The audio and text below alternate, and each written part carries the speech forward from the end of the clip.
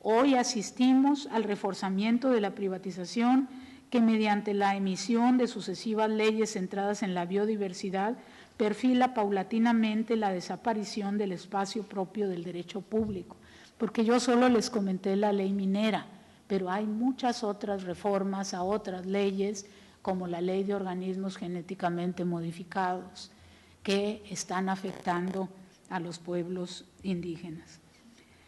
Es necesario promover la discusión sobre las múltiples distorsiones del proyecto constitucional de 1917.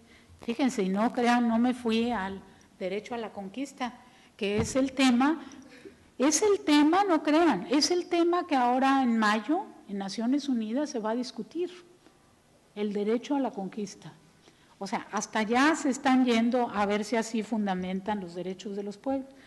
No, yo solo pido que revisemos el proyecto constitucional de 1917.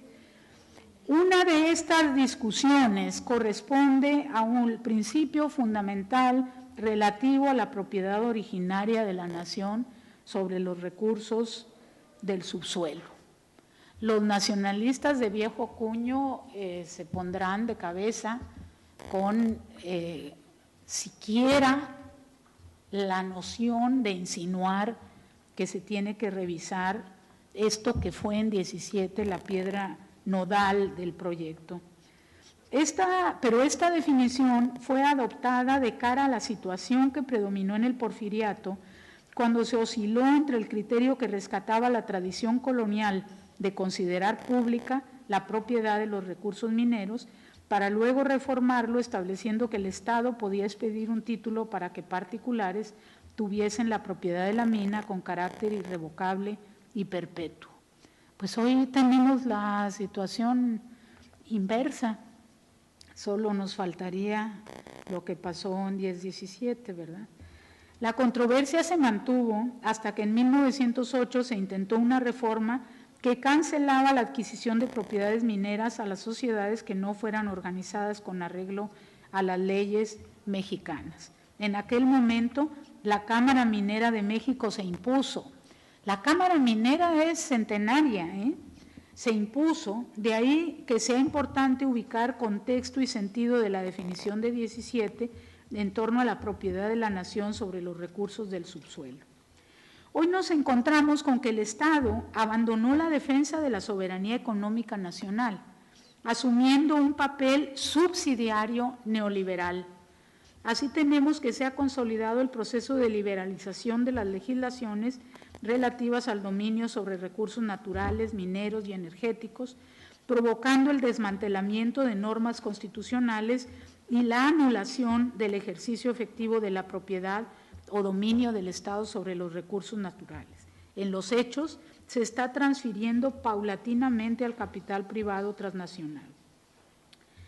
Los saldos de la muy amplia movilización política de los últimos años no son ciertamente alentadores. No se logró la nueva relación con el Estado a partir del derecho. No es de extrañar, pues, las implicaciones del ejercicio de derechos para los pueblos indígenas, porque entrañan un cuestionamiento al actual rumbo del país en todos los órdenes. Solo imaginemos el respeto al consentimiento previo, libre e informado de los pueblos indígenas que está en la Declaración de la ONU. Este consentimiento forma la parte esencial del derecho a la tierra y al territorio.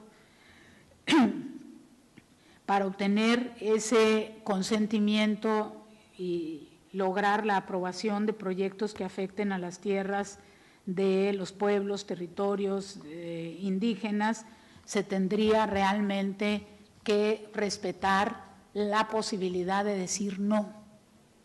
Eso es lo que está vetado. Si dices no, entonces vetas al Estado. O sea, te consultan para que digas que sí.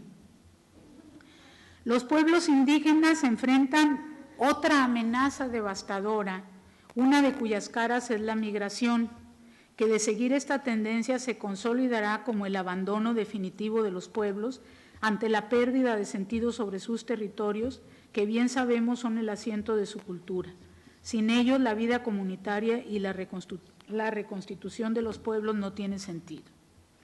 enfrentan también otra gran amenaza que no abordo acá y que a mis alumnos de la pedagógica un día les dije, no estamos hablando de la N, y en coro me dijeron, sí, del narco. Bueno, no estamos hablando hoy aquí, pero también es una seria amenaza en los territorios de los pueblos indígenas la presencia de este factor tan devastador en el país. Los pueblos indígenas, sus comunidades, sus organizaciones impulsan, sin embargo, y recrean distintos espacios de autonomía, ¿sí? Aquí tenemos un ejemplo, ¿cómo se llama lo que están haciendo las compañeras y compañeros del pueblo Cucapá? Están ejerciendo autonomía, aunque no tengan un letrero ahí, ¿sí?, que diga autonomía, pero eso es lo que están exigiendo. Las juntas de buen gobierno en Chiapas, la policía comunitaria en Guerrero, la oposición a la presa La Parota en Guerrero, las propias cooperativas que traía acá de los Cucapás, el proceso en Cherán, algunas expresiones de organización con los rarámuris en Oaxaca, etcétera. O sea, encontramos lo que ellos denominan autonomías de hecho a lo largo y ancho del país, solo que siempre en resistencia frente a las agresiones del Estado. El espacio vigente, como ya señalaba, pues es el de las políticas públicas que ponen énfasis en la asignación de recursos e incluso no muestran la suficiente transparencia sobre la participación de los involucrados o afectados. En materia de derechos se ha consolidado la visión de lo que ya les señalaba en torno a los derechos permitidos.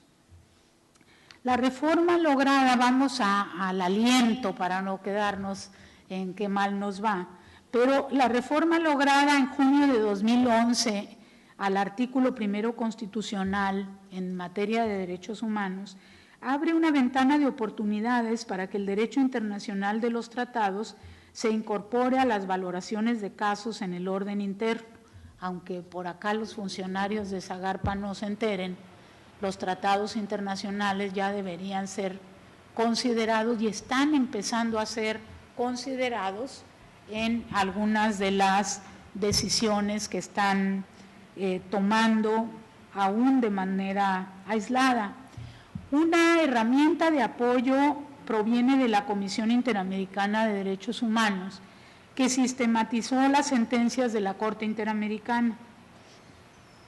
En coincidencia con la demanda indígena, la Corte se ha venido preguntando, ¿cómo hago para dar la razón a estos pueblos con los instrumentos de que dispongo?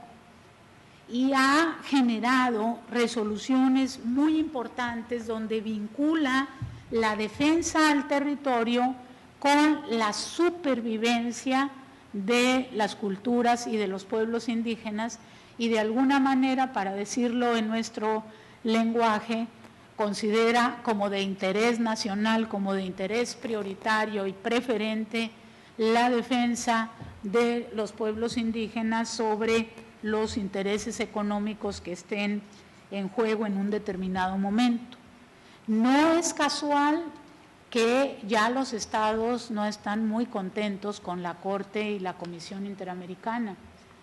Ya meses atrás han estado recortando presupuesto a la Comisión y a la Corte, no le han autorizado, por ejemplo, la Corte Interamericana no tiene jueces de tiempo completo, o sea, van solo en determinado periodo, con la cantidad de conflictos que tienen que resolver, por eso tardan tantos años en salir las resoluciones, requeriría un apoyo más decidido. Pero los derechos de los pueblos indígenas, los derechos humanos en general, le están pesando mucho a los estados, está esa tensión ahí muy presente.